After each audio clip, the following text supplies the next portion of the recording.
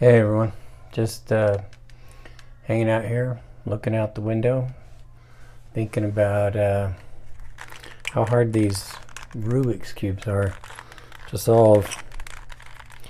You know, there's something else that the 80s gave us. Well, there's a lot of good things the 80s gave us besides Rubik's Cube. One of them, sorry, I thought I solved it, but not quite. One of them that we got from the 80s was this. This is a Minolta X700. This camera came out about 81, and this camera is a magnificent beast. I'm going to tell you a little bit about it, but first I gotta solve this Rubik's Cube. Oh, look at there. It worked. Well, like most people, I've been trying to isolate in home as much as possible, and I haven't been out shooting film, getting it developed. And so I was trying to think of what I could do for a video, and I thought I would do a WWE SmackDown with the Minolta X700 against 3 other contenders that I've got here. All right, this first contender I'm sure is going to draw a lot of ire from people. But here's the deal. I give you K1000. All right, this Pentax, I know it wasn't 80s, it was a little earlier than that. This Pentax is a great camera, don't get me wrong. A lot of people shoot this. I've shot a lot of film through this. I like it a lot. But when we're talking SmackDown, this K1000 has got nothing on this guy.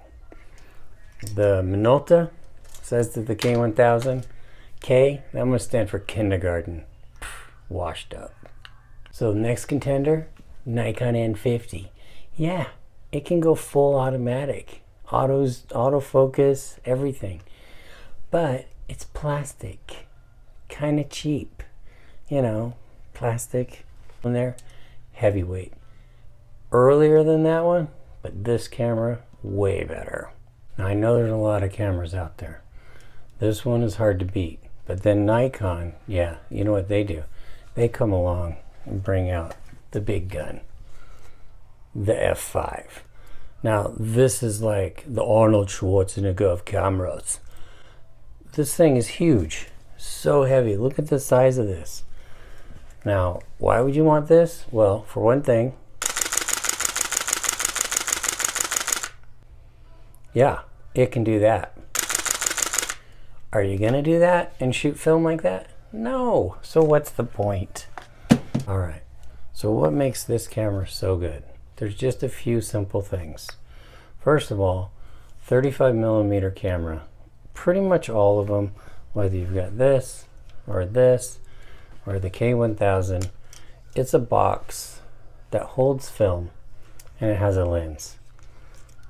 Beyond that, that's about all it really is. So it's about the features that you've got. The reason I like this camera, and the reason I think if you were to look at getting into film, this would be my #1 choice for you. This camera, if you put it on program mode, is fully automatic. The only thing you have to do is focus. Very simple.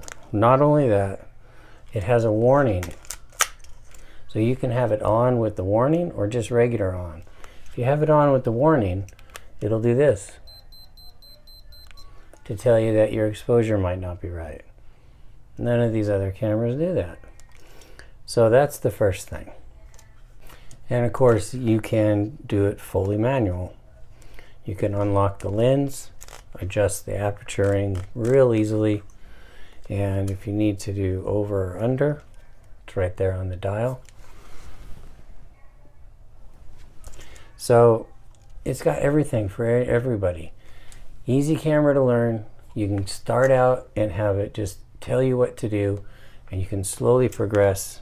Or if you've shot a lot of film and you know what you're shooting and how you're doing it, it's a perfect camera to have stuffed in your bag. You got a roll of HP5 in there, and you bring it with you wherever you go. So if you want to shoot a couple of quick shots of black and white, you got it. All right, so another really important reason that this would be a great camera for you is the kit lens that comes with this one. This has the Minolta lens. It's a 1.7, which stops down real nice. It's a great glass. But the cool thing about this is this camera takes a variety of lenses. I also had this Minolta 1.4 58 millimeter. And that lens I got when I purchased an SRT, and I used it for that camera. The SRT I don't shoot, but I put the lens on the Minolta. I also had found this lens, which is a Bausch & Lomb. It's a 90 to 230 zoom lens. This is super nice lens. Goes down to a 4.5. And you can actually find this with the Minolta mount. I looked at them. They're under $100 for that lens. A long time ago when I was shooting a different Minolta, I had this prime lens, 500, and that one also goes on that camera. So you got all kinds of lenses to choose from. Very, very affordable prices to get in to these lenses and explore and try different things. Now you might worry about the quality that you're going to get. Well, all I can say is don't. The quality of photos I get from this camera equal the quality of photos I get from this camera. It's all about how you shoot. It's about what film you use and what you're doing.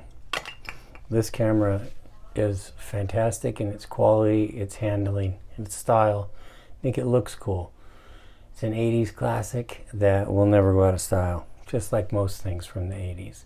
Let me show you a few photos from it, black and white and color, that I just took a little while ago.